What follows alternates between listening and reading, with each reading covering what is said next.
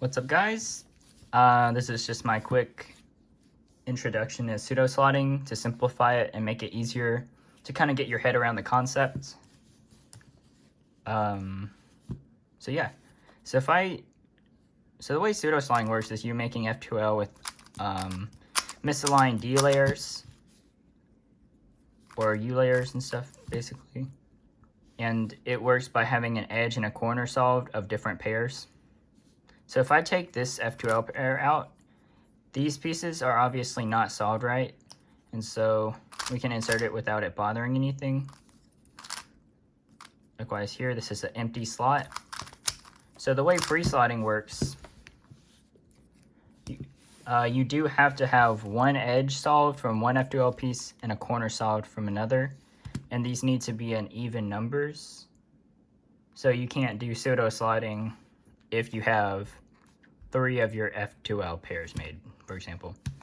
So the way this works, this is where they're adjacent, and obviously this can be mirrored. But how we do this, and I think this is where people get confused about the D layer moves and all that kind of stuff, is, let me take this pair out real quick. So we want to make a pair using a U wide move or a D move where it's an incorrect edge and an incorrect corner as well. So here this edge is solved and this corner is incorrect, and here this corner is correct and this edge is not solved. So in this case we would do a D move to align this unsolved edge and unsolved corner.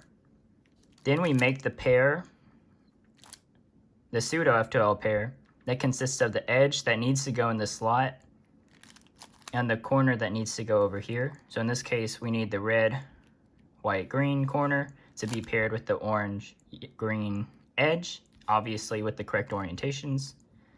So then we can insert it, and then we just undo the move. And if you want to set this up, you can do D, R, U, R prime, U prime, D prime to C. And that's solved. D, U, R, U, R prime, D. And then the other way this can happen is if they're diagonal.